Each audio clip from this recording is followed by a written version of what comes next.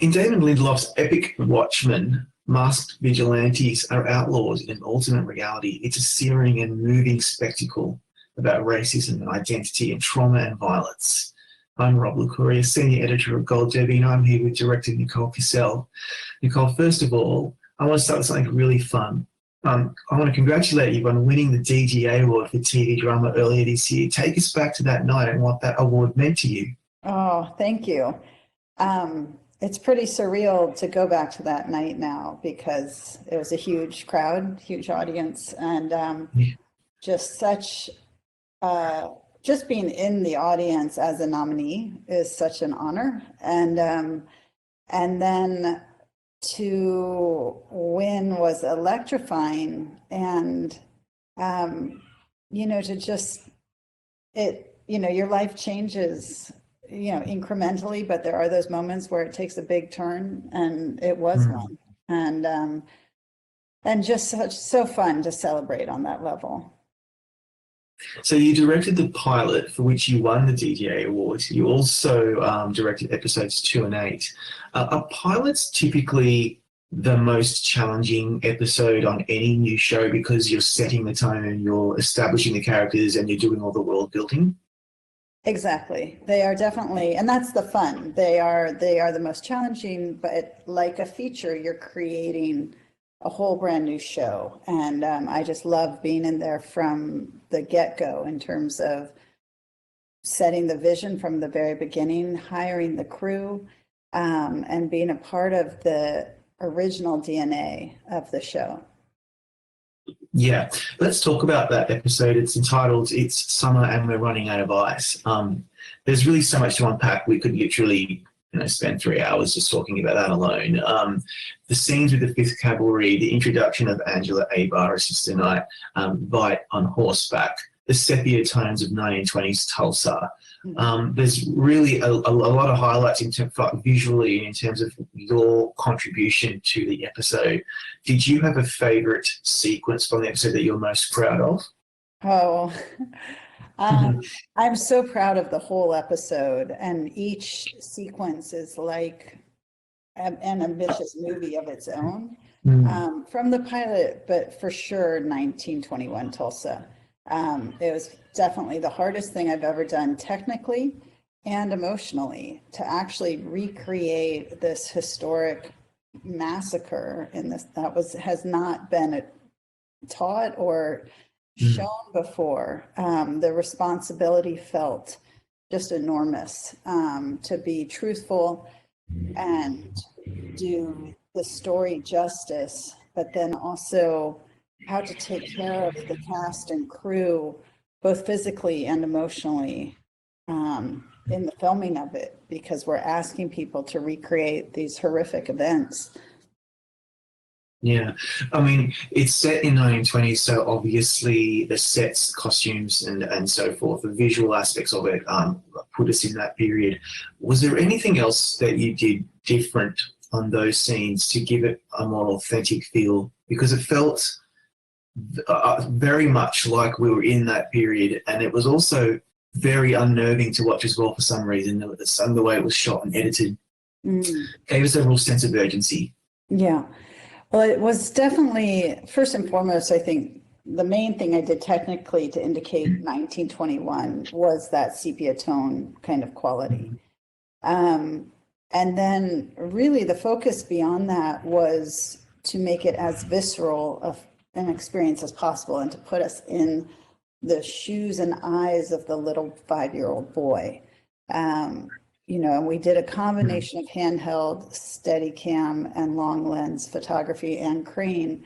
But honestly, I think it's because that boy's face is so mesmerizing, and because every actor on screen made it so truthful, you truly feel like you are there. And so you bring that understanding. I'm in 1921. Yeah. Am I right to, I guess, assume that this would be the episode that you would submit for any consideration? Yes, for sure. Yeah, it makes sense when you've worked on a number of episodes and you only really have the choice to choose one, and you have a pilot in your arsenal, that it's generally an episode that people will take notice of because it certainly sets up the scene. You also directed episode 2, Martial Feats of Comanche Horsemanship. Mhm. But because we don't have all day, I think we'll go straight to episode 8. And I love episode 2 as well. But episode 8, to be honest, is my favorite one. A guy walks into A-Bar. It's so brilliant. And for people who haven't seen it yet, without giving too much away, it goes back to 2009, I think, Vietnam. In this alternate reality, Vietnam is a state of the US. It features a lot of payoff and a lot of exposition about Dr. Manhattan and Adrian, so we finally get all the payoff. There's so many great sequences to talk about, and I know you've talked about this sequence a lot, but I really want to hear it again because I just think it's so brilliant. The opening conversation in the bar between Angela and Manhattan. You and VP Greg Middleton were able to bring us into this obvious connection without ever seeing his face. It never occurred to me until I read about it later. So talk us through that because it was pretty well done. That's so amazing. Maybe because I'm stupid, but I think that's fascinating to me, but it says so much of just how compelling Yaya's performance was, even through his voice and his hands, that you didn't miss it. No, I mean, episode 8 was actually the hardest of the 3 to direct because of 25 pages, 2 people at a table in a bar and don't show one of their faces. Greg and I just meticulously planned this kind of progression of camera work over those 25 pages so that it wouldn't be repetitive or boring. Like, you know, to me, it was the ultimate challenge. I really felt like Damon threw down the gauntlet, like, okay, can you do this? Because there's no bells and whistles to hide behind, no exciting action. And it really was just the subtlety of tracking Angela going from like telling this guy to no way will I ever see you again to getting her to a yes. And really deliberately planning where the camera was, when, what to show in the background. And it was very hard to film because we had limited time. And then we put a lot of emphasis on the transitions in and out of those scenes so that, so there was just this really dynamic cinematic quality. And, you know, and then Regina and Yaya are such extraordinary actors. And Regina, you know, she really, of course, took care of getting that arc, but it's such an actual subtle shift because you really don't know she's going to say yes until she stands up. But she just softens ever so slightly. And so really just trying to support that cinematically was our goal. Yeah, I mean, it obviously really paid off because it sets us up for the relationship between them and how it ends. And I think I'll say no more in case people haven't seen it. If you haven't seen it yet, where have you been? You're under a rock, obviously. But I mentioned earlier that the show's aesthetic and style, whilst ambitious, it has a sense of urgency about it, propelling it underneath. It's so propulsive, and it talks about prejudice and violence, identity and race.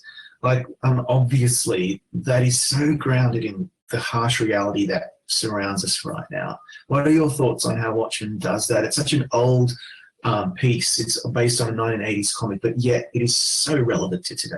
Yeah. I mean, I have to say that the more things that happen in these last 2 months and the more relevant it is, it's eerie and profoundly disturbing. You know, when COVID first hit the States, I said to Damon, I feel like we're living in a mashup of all 3 of his shows. You know, we're lost on our own islands. We're grieving hundreds of thousands of people we're losing, and now everyone's wearing masks.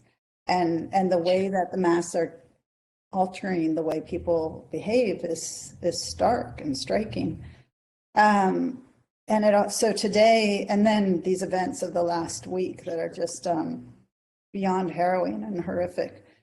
And today is June 1st when we're filming, and it's 99th anniversary of Tulsa burning, 1921.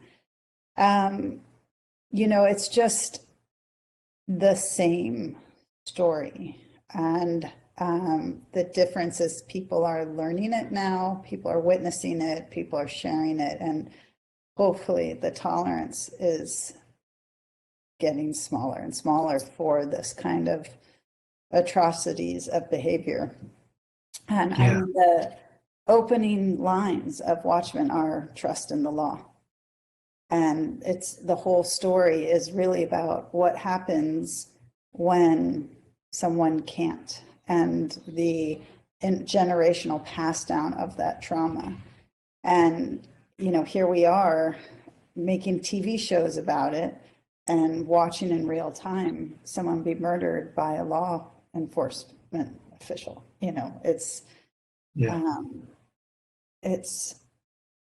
For me, it's incomprehensible. For another part of the population, it's just another incident, not just, but they're not shocked. African Americans aren't shocked. And to be shocked is a sign of my privilege. So Watchmen is grappling with all of that and asking all of us to confront that. And it pushed, it was terrifying to take on. It's so hard to continue to, but I came to it in reaction. When Damon sent me the script, I was in Charlottesville, Virginia. I'm from there. And processing or feeling I didn't know how to process the rage and feelings, everything that came with the election of 2016. And Watchmen was like, this is where you can put that energy, make something that confronts the issues. And now we have.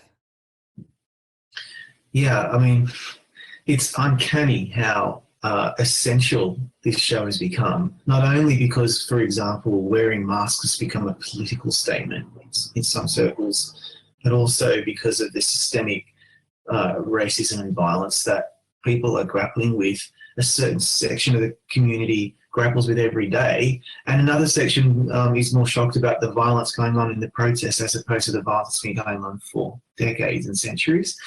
Anyway, we could really talk about that all day, but it's just amazing how a show with, crazy blue people and squids falling out of the sky can be so punctuated on what's going on today. And I guess, do you get that feedback a lot these days, that people want to talk to you about how the show has really brought a lot of that stuff to light in such an unusual way? I do. Yes, people are definitely reaching out, just like, especially when the masks were starting to be worn, and, with the anniversary of Tulsa yesterday, now people know from the show. So people are just kind of speaking to it in a way that's really special, and it's just, I think everyone's reaction is it's just so uncanny that it was so prescient. But I think that's also a sign of the degree to which Damon was reading and thinking and studying the issues of this country. Yeah, he's a pretty special writer. I want to talk about something else. This is a difficult subject to bring up because it can sound so trite, but it'd be great to talk about directors with that regard to gender, right? That would be a wonderful place to be in. But to be honest, we're not there, and you of all people would probably acknowledge that. I find it very interesting we're still having a debate in the film space about a lack of representation for women, while on the other hand, in television, you have names like yourself and Mimi Leder and Michelle McLaren and Leslie Glatter doing amazing work at the top of the game, getting nominations and getting all the great series. What are your thoughts on that disparity between film and TV, and why is there a disparity for women directors? Right. Well, I think the disparity is age old. and that it's cracking open in television more quickly than film because there's more opportunities, and it's just kind of a matter of numbers and the gatekeepers. You really have to look at, I mean, that's really who to look at, is like who is making the decisions and or giving the opportunities. And I know Leslie's attached to features now. I am. Mimi is making them. So I think it's really slow to change, period, and slower in film because there's fewer films being made, and then it's a very punishing industry. You're only as good as your last film, or especially women, and it's well known that men who make mistakes get second opportunities much more easily. Yeah, that's actually really critical. But it also reminds me and you that TV is so incredible these days. Like, there's so much exceptional content, and for anything that's really good to actually shine through all that noise, must mean that it's really brilliant. What are your thoughts on how brilliant TV is these days? Not necessarily better than film, but it really does show that that's where all the great work seems to be. It is, and that's where right now for me, I put story first, and no feature could have disrupted Watchmen for me. I think that it definitely has to do with finances, because everything does, unfortunately. That when the market crashed and less films started getting made, the challenging material, the interesting material moved. That's a gross generalization, but the opportunity moved to television. And it's like, I feel like we're seeing in television what the 1970s were in film. And it's really just this demand for content. And as it gets better, the competition to lead that content quality is exhilarating. Yeah. Speaking of exhilarating, it was proposed that this show was going to be ongoing, and then Damon decided to call it a day after 9 episodes, which was very heartbreaking for us fans, but also understandable. It's made it even more special. But were you up for exploring more of working on the show, or are you happy to just let it be and move on? I would have gone where Damon goes, and I will go. And I am heartbroken for personal reasons because it was such a phenomenal cast and crew. But this is a kind of decision that can't be emotional or sentimental, and especially if it's Watchmen, which is neither emotional or sentimental. It's cynical. It's a perfect graphic novel that was terrifying to touch, and now Damon made a perfect show. So I fully support it being one season, and especially when my friends who are diehard fans of the book and the show are like, yes, that's the way to go. It's the ultimate homage to the book that you would only do one. Yeah, and that's it. And maybe if it ever comes back, it may be in a different iteration. But for now, we just enjoy what we've got. And speaking briefly about Damon before we wrap up, you worked with him obviously before on The Leftovers, which, as I was saying to you offline before Watchmen, was probably the last great masterpiece in my mind. Both of your episodes focused on the Christopher Eccleston character. What was it about Chris Eccleston and his character? Like, was there a reason why you were tasked with exploring him on that show? I would love you to find that out from Damon. Okay. I know. I don't know how I got paired that episode the first time I went. I know he's very deliberate and conscious of who he puts people with. I'd clearly done, The Woodsman and work on The Killing, which had, I did Peter Sarsgaard's episode. So I've examples of very strong work with leading men. And but I think after season 2, when Chris and I just had an extraordinary connection, there was no I had to do his episode season 3 if that was going to happen.